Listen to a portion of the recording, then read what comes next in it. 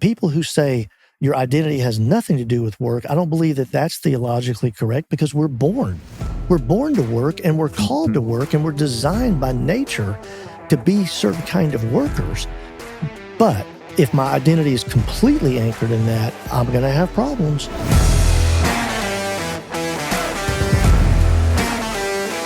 Welcome to the Work Matters podcast, where we have conversations about the purpose and practice of work.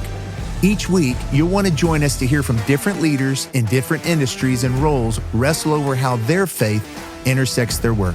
So let's dive in. Well, today I'm excited to introduce our guest. He is a legend in the faith and work space, Steve Graves. So excited to have you with us, Steve. Steve is a business owner, strategist, CEO, advisor, and author. At any given time, Steve's working with a handful of remarkable executives leading large global organizations and young, hungry entrepreneurs just starting out. He's authored over 20 books and worked with thousands of leaders, weaving themes of strategy, leadership, and faith, hoping to help people flourish in life and work. David Roth, founder of Work Matters, said, "I'm not sure Work Matters would even exist for over the last 20 years without Steve Graves." Couple of inside tips about Steve's that I've learned. Loves to fly fish. I do. The first thing he gets when he shows up in Florida, crab claws. Is that true? Very true. Very true. Two right on targets. Well, and I've heard you're a really good pickleball player. Not so much. But then you did have an injury recently. I had an injury with the Roth crew. With the Roth crew. Oh, no. So those tips were all from your buddies. Okay, there you go. That they gave me. So anything you want to add to that about your life and work? I'm a granddad I've got 6 grandchildren, 4 and under. So we've got nothing but babies and crawlers and toddlers. And so when we take a trip with all of our grandkids, it's a lot of fun, but it's a lot of work. And what's your grandpa name? Pops. Me and about 10 million other people are called Pops. P-O-P-S. Pops and Gammy. My wife's name is Gammy. So we take care of a lot of grandkids.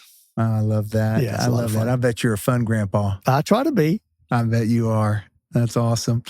Well, you have been, Steve, you and I have talked. We've spent time together. You've been influential in my life as I stepped into the role as CEO at Work Matters. And you've been in this faith and work space for 30 or 40 years. I'm not dating you, right? But it's been some decades. It has been. And you started, so tell me a little bit, how did you start off? How did you actually get into thinking faith and work and integrating those two, and talk about some of the things you did early on? Yeah, that's a great question.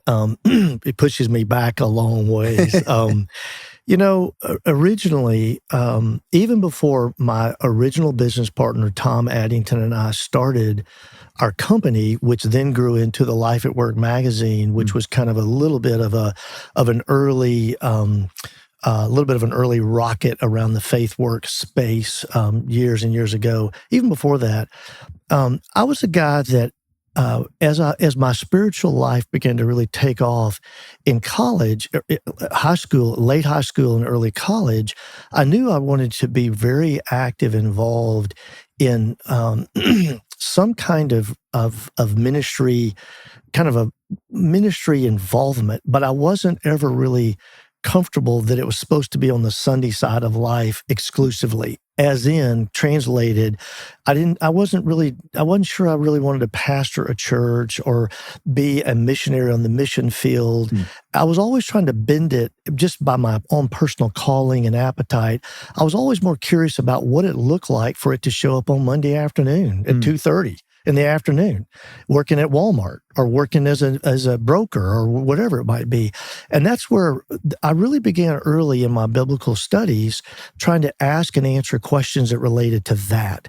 And so early on, the Lord put in my heart part of my calling, but then also just part of my ambition and my curiosity and my own personal kind of career pursuit was trying to figure out what it would look like to have some kind of work setting that allowed me to be as robust about my work premises as it was for my faith premises, and And so then early on, when we moved to Arkansas and I got married, we moved here, I met a guy named Tom Addington, and he and I spent over a year mapping out if we could build a company, if we could just start a company from scratch that was reflective of what we wanted to do and what we thought we were called to do. And if we could figure out a way to keep shoes on our kids' feet and do that, what would it look like? And so we literally would go to the only place in Fayetteville at that time that had really early breakfasts, because he was a professor at the university at the time.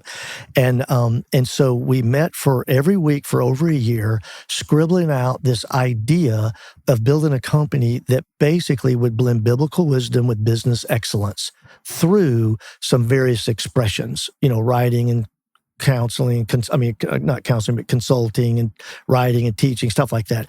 And so from that, we just launched it, and then I'll end it for you. But it wasn't like a straight line. We knew exactly what it was going to look like, and we just said, here we go. We're just going to head down and execute. We had to do a whole bunch of exploration and figure stuff out because, again, we were trying to build out a job, a career. A lot of people, it's really easy to follow your passion if you don't have to monetize it. But when the old monetization question shows up, the people have to make hard choices about stuff. It's one thing for me to be a volunteer board member and have a hobby to go do something, but when I got to suddenly take care of my medical insurance, I've got to figure out, can this thing really pay for it? So we built a business, and then we just began pursuing from that, following this thing that we felt like was kind of in our hearts, in our lives. We were wired this way from birth, and we were just kind of pursuing it. And then here I am some 3 to 4 decades later, still kind of hanging around the corners of that very thing. So when you were going through that process and you guys were wrestling, you're examining the scriptures, trying to understand, what is God saying about business? What is he saying about my faith in business? And then at the same time, you're trying to look at a business that will actually provide for your family and integrate those two. Is that accurate? That's it. And, and we were looking for stuff that was reflective of kind of who we were and what we wanted to do. And, again, a lot's happened in 20 years in this space.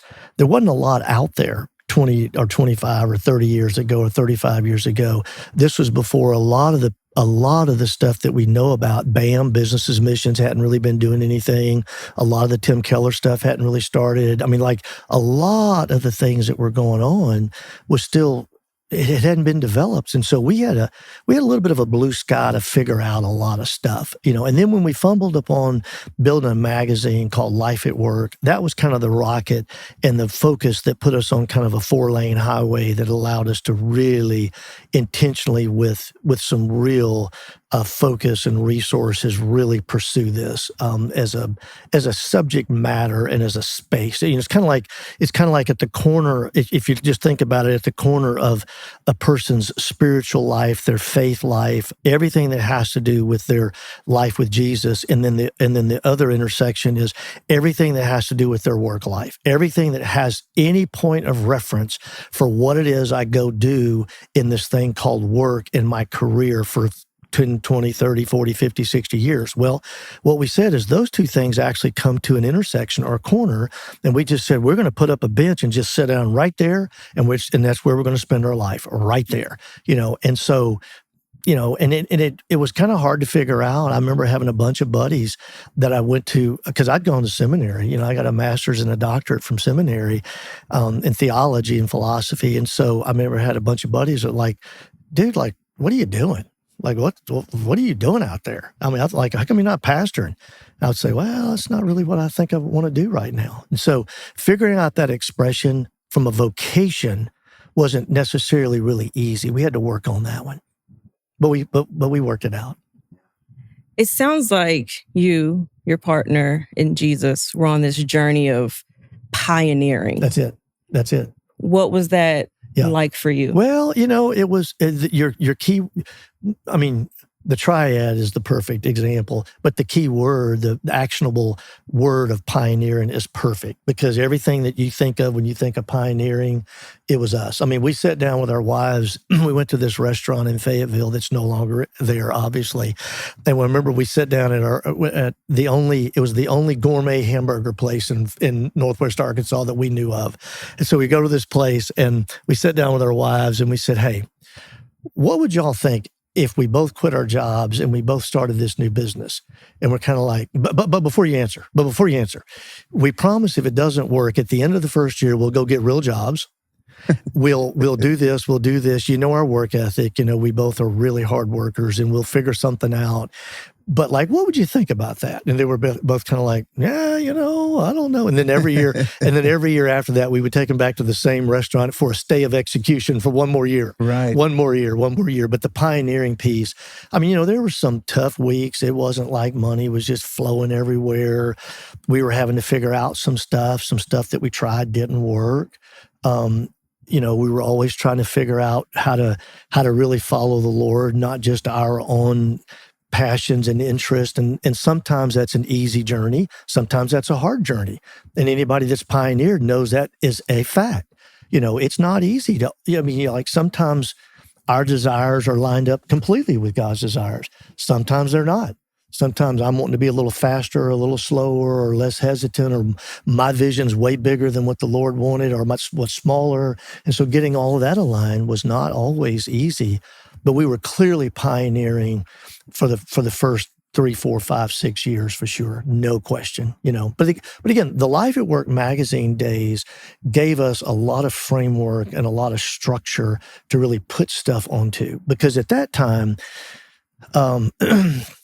I hope this is helpful. I hope this is interesting and helpful. Yeah. But at that time, it was just about like you could take a magnet and you could swing a magnet over all of the major and then the secondary market cities in the U.S. and some around the world.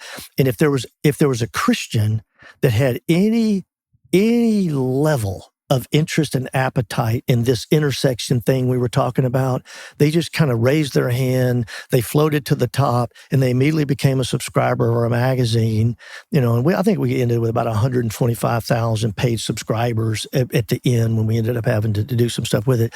But we immediately aggregated this who's who of individuals in markets who had interest in this category. And our premise on the magazine from day one wasn't talk to the cover experts, but it wasn't that. It was talk to the practitioners. If you want to know what it looks like to take the gospel to work as a healthcare professional, go ask a healthcare professional. And this is not a slight against an academic or a pastor, but you can ask them, but primarily go ask the surgeon who's been slugging it out for 25 years, trying to figure out how to integrate his or her faith in a mature, robust, holistic, genuine, authentic way for them, for their calling and personality. It's not a stamp them out and everyone looks the same in every city, because guess what? Being a surgeon in New York City is not the same thing as being a Christian surgeon in Fayetteville. Wow. We all know that's true. And so, but we were kind of in a laboratory, like a pioneer. We were in a laboratory of constantly learning insights and stuff. So it was a wonderful time, a wonderful time. So you're in this pioneer phase, you're wrestling, you're asking questions, you're developing this magazine. What did that do to your faith in that season? Yeah. And I'm curious, how did you engage with God, interact with him during that season? I'm sure there were times where you thought the paycheck may not come. Yeah. What did that do? And then times where, oh my gosh, this is taking off. What did that do? How did you deal with that? What would conversations look like with your faith? I think, Brandon, thinking back, there's no question it was a little bit, it compressed our journey in a much faster fashion. We had to go back to the scriptures to try to sort through some stuff, because again, when we did Life at Work, it was a theme-based magazine that we put out every month. So one topic might be power.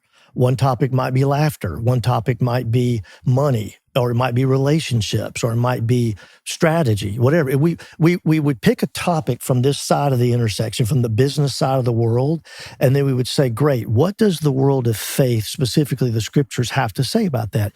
So what we did is it was like walking into a batter's box and balls being slung at you fast, like, here, dude, you better strap it on and get ready because the balls are coming fast. Because we had this topical based thing that was pushing us hard into discovery. And even though we both had theological education, I didn't get a lot of classes on how the Bible intersected with power, or ambition. Right. And this is not a slight against my theological education, because it was awesome. It was great as a base, but we had to figure a lot of that out. So that pushed us there.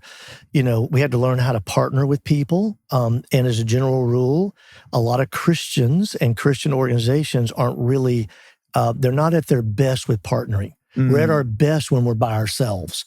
We don't partner with our donors. We don't partner with our mission. You're not going to find a whole bunch of people in town basically supporting two churches. It just doesn't happen. And again, I'm not hammering anybody. I'm just saying, but as an organization, we had to learn how to partner well. We had to learn a lot of stuff. And the biggest one was we had to figure out what it looked like. We were just talking about this before it started. An idea is not a business, and a vision. A vision is not an organization.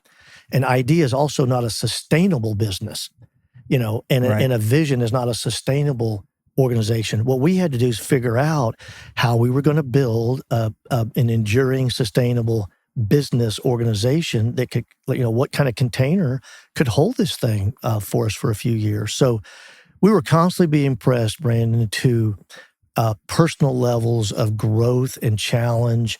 If we were benchmarking my personal spiritual growth, it wasn't just this, because there were some hard days that you think you're going to get a big old investment. We went through 3 different structures of our investment. We started as a nonprofit, flipped to a for-profit, flipped back to a nonprofit. And that's not easy with investors and cap tables and all that. So we had some tough, strenuous times, but gosh, it was so fun. It was so fun. All the pioneering, frontiering things were fun, again, because we were wired that way. Right. If we weren't wired that day, it would have probably been just excruciating for us and our friends. So one of the things that we talk about at Work Matters is the idea that God is using our work as part of our sanctification process. Yeah. He uses our marriage, our parenting, our time interacting with the body of Christ, but we don't talk a lot about the idea that work is a part of that sanctification process. But you experienced that. Yeah, and I think I love the premise.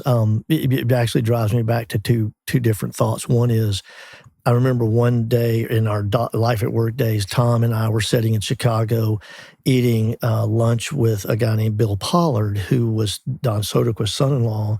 And if you know the Soderquist family in Northwest Arkansas and the Soderquist Center and JBU and all of that. And Bill Pollard was the CEO of ServiceMaster at that time, big, huge global company. And I remember we were talking about Life at Work and some stuff. And I remember he said he came to a dead stop. It was kind of like he said, I need everybody to be quiet. There were only 3 people in the room. It was me and Tom and Pollard. But he said, he kind of dead stop. And then he said, guys, he said, as you might imagine, I've been teaching Bible studies and going to church basically my whole adult life. And he said, but I have learned more about life with Jesus in my work than all the other stuff combined. And he said, I'm not saying I didn't learn some stuff, right, but I learned most of it. And the reason I think that happens, Brandon, is because there's so many things about real world living that that doesn't always show up on Sundays at 10 o'clock. Right. You know, I'm not negotiating a deal and trying to figure out, am I really honoring the ethic and the gospel that's embedded in the life of Jesus? Am I really honoring that? Or have I slid over into a little bit of a fear that says, I better get all I can now. I better grab it. And if you're a businessman that's in a hyper-growth organization, you got to negotiate all the time about different stuff. And I got to figure out what it looks like. And so it's the demands and the rigor of the Monday, Tuesday, Wednesday, Thursday, Friday. And I know we work 7 days a week now in today's global economy. Right. It's not a Monday to Friday thing anymore, but it's the work side. It's that side of the intersection. That side brings questions and concerns and curiosity to this side that this side by itself just won't bring. And that's the reason why if you ask a pastor who never relates to the business community and never relates to work, if you ask a pastor or a theologian or whatever, they'll only come up with this side of the answers. They won't have the pressure of asking and answering. Like, how do you fire somebody? Right. How do you fire somebody who's done some grossly wrong things? And then how do you fire somebody who you don't have any space for them anymore, but they're a great person, but you can't keep them on the payroll. Right. You just can't. If you're operating a public company or whatever, how do you let them go with honor and dignity according to what the scripture says? Relational equity, relational integrity with theology underneath it. You know, how do you do that? So it's the rigor of these questions of life that put pressure back on the scriptures to say, does the Bible have anything to say about laughter or power or organizational hierarchy or partnerships or anything like that? So completely agree with the premise. And what it does, one last quick question or one last quick comment. What it does is, because that whole world is day by day contextualized completely different. My 32 or 33-year-old son, can't remember which one, sorry, Kyle, let's call him 33. My 33-year-old son contextualizing the same topics that Tom and I contextualized 20 and 30 years ago are different than today's. The theme that's there might be the same. How do you fire somebody? But he has to contextualize it. So every day is a brand new lab. It's a brand new laboratory for someone of faith to figure out what it looks like, what it means, how's it expressed, for me to take this real world living and run it through the gospel frame and come out with some kind of, here's what it looks like, you know. You earlier we're talking about fun. And it seems like there was this hole, this gap, these people that, you know, I need to know what God and faith, like faith and work, like how does that come together? And God took you on this unique journey of learning your audience to be able to minister to them. And you connected that with fun. Yeah. And even hearing you say laughter, just watching your expression, and like, you love this. Yeah, and I can tell this is fun for you. It is. How has faith and work been fun for you? It is. That's a really fun question. You know, I enjoy having a good time, period. You know, I'm a person who tries to live, you know, kind of a glass half full, full of hope and optimism. And I think as believers, we have a reason. I was actually reading this morning in a Keller devotional. We have a reason to, even in the deepest, darkest moments, to have hope that sits either below or on top. This is a paraphrase, but either below or on top of whatever is going on that is hard and dark and full of despair or whatever. So I'm a fun person, kind of generally speaking. Now, my grandkids and my wife and my business partners, they might not always say that, but I'm a person that tries to have a lot of fun. And the people that the Lord has intersected my life with for as long as I can remember in my adult community have generally been people who enjoy life. They have fun. They don't take themselves too seriously, and they try to take God very seriously. And so I've been able to learn from them. I mean,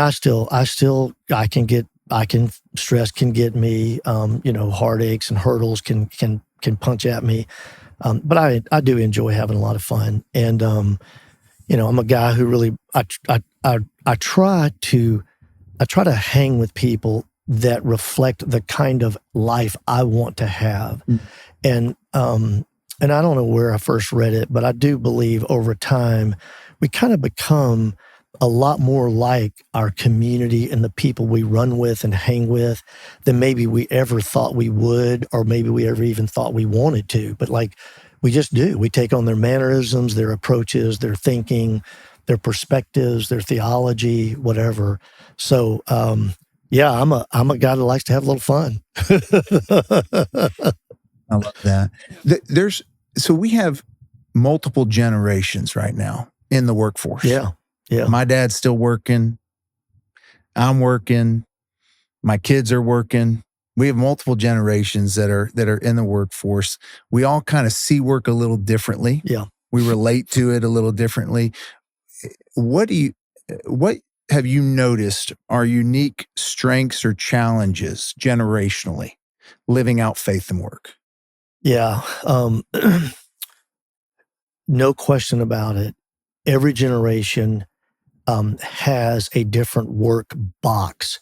When they think about work, if you just start with a whiteboard and say, talk to me about work. Tell me what you think work is supposed to look like. What does work do? What's the meaning of work? And then if you slide into what might theology of work look like, it's going to have some different expressions, for sure, different language. But I even think there's differences. My particular generation, and I'm an aging baby boomer, like lots and lots of baby boomers out there. My generation, we were much more addicted. Might be too hard of a term, but we were very much harnessed to outputs and outcomes and performance and productivity. And that's the reason all the marketing for decades that went along with that generation, it was what was called the ER marketing, the stronger, wider, bigger, better, cheaper, whatever. Just take a word and add an ER to it, because whatever it was, you get more or less, depending on whichever one you're using to sell the product. Didn't matter if it was a car or a hot dog. It was all that. Well, because that was tied to the way we saw work. Work was all about performance, productivity, driving outcomes, getting deliverables, results. And work played the center of the plate part of my life and my career and my identity and my relationships and my family and my, like when my wife and I first were married, I needed to find another job in another city for me to move to a place closer to her family. Now it's like, are you kidding me? Just, I can live anywhere in the world and do almost any job. Right. And so there wasn't that constraint. So couldn't agree more.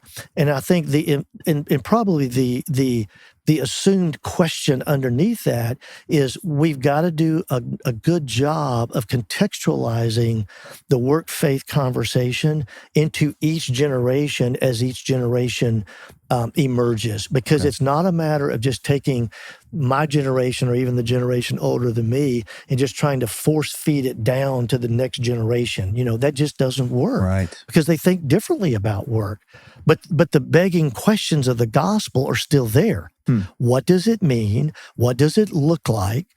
How is it expressed? How does the gospel make itself evident, robust, transformational, all the things that gospel is supposed to do? Salt, light, leaven, perfume, all those things that we've talked about in some of our conversations. What does it look like, though, for a 30-year-old thinking about work? And it's different. It's completely different. It is. So I've got one more question. I don't know if you've got one as well. If you have one, you can ask first. Yeah, I do. Come on, let's go. Okay. How do you keep your work from becoming your identity? Yeah. It's probably harder and easier for some people. Some people it's just harder for. because of whatever baggage and life they're bringing back to the concept of work and whatever they saw model for them with their family and on and on and on. Um, um, so, what I've done personally is I've tried to make sure that my identity is anchored 100% and completely in my life with Jesus, not the outcomes of what my calling and my life with Jesus might look like on a expression. Because now, again, I'm not saying I've done a nice job on that. And if you certainly poll my friends, they would give me a different score for different parts of my career journey in life. But the reason that's so critical is because we all are going to experience downturns. I don't care who you are, just hang around long enough. If the Lord allows you to live as long as me, there will be some dark times, some stormy weather, some downturns in your life and or your career. And we know those are intersecting. I mean, I am my life and my work is part of who I am. And embedded in that is supposed to be part of the answer is it's okay. It's okay. I mean, if I was designed and born to be a prophet, Old Testament, you don't think their identity wasn't wrapped up? If you go look at Paul, if you don't think Paul's identity wasn't embedded in who he was before Jesus, after Jesus, but it's the stuff that it's tied to, that if the deal doesn't go well, if I don't make the VP title, if my company, my little startup food trucks, if it fails, I might as well just go jump in the ditch over here because I'm nobody. It's no, I'm still somebody. My venture didn't work. Now, if it didn't work because of me, I got to learn, take a few spankings and lose a little bit of money or whatever, but I got to learn, but I got to get back in there. So embedded in the question is the people who say your identity has nothing to do with work. I don't believe that that's theologically correct because we're born to work and we're called to work and we're designed by nature to be certain kind of workers. But if my identity is completely anchored in that, I'm going to have problems. I'm going to have challenges. Absolutely. So one more question, and then we've got some rapid fire questions to wrap up. But one more question. So I awaken. I realize there's an intersection. My faith and work are meeting. What's a good next step I should do with that? Yeah. That's one of those I really would love both of you to give me an answer as well, because we might take it differently. I think a good couple of things to do would be, I might try to go find a tool. There's so many books out there now and so many podcasts, there's a lot of resources that could help me take the next step of learning and understanding what that might look like. Bunch of stuff. So literally hit ChatGPT or something really quick and say, where can I go learn something there? The second thing though, or maybe the first thing, and then that's the second, is I might find somebody in my community. Most people have somebody in their ecosystem, in their orbit. They might not know them very well. They might not have ever really gone to eat lunch with them or whatever. But most people have somebody in their either micro or macro ecosystem that they probably could say, now, oh Brandon there, oh Mike, I've been watching him for a while. I bet he might be willing to help me understand this a little bit because, by the way, he's the guy that talked about the Work Matters conference coming up or something. And so go find you somebody that maybe is just a few steps ahead of you and just have an open lunch with them. Yeah. More times than not, that person will be elated to chat with you. Absolutely. So just find something that can help you take some baby steps. So find a tool like Work Matters Institute, great tool. I'm interested in faith and work. I'm not sure what to do with it. Work Matters Institute's a great tool that we offer that can help with that as well. But then find somebody like a Steve Graves. When I walked into this position as the CEO of Work Matters, I called you. We went and had lunch. We've had multiple lunches. I've asked 1,000 questions of you, and God's used you to help guide me along the way. And so I thank you for that, by the way, very much. But yeah, absolutely love that. So, okay, we got some rapid fire questions to wrap up our time. So here we go. So finish this sentence. The biggest risk in life is?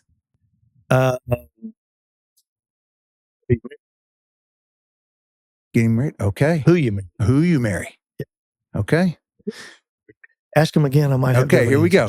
answers. If Jesus was your business partner today, this is your question. I love this. What's the first thing you'd ask him? What do you need from me? Okay. What's one small daily habit that reflects radical living my faith out in my business? Having a quiet moment where I'm doing nothing other than listening to Jesus. Okay. One step you'd take today to integrate your faith into your work.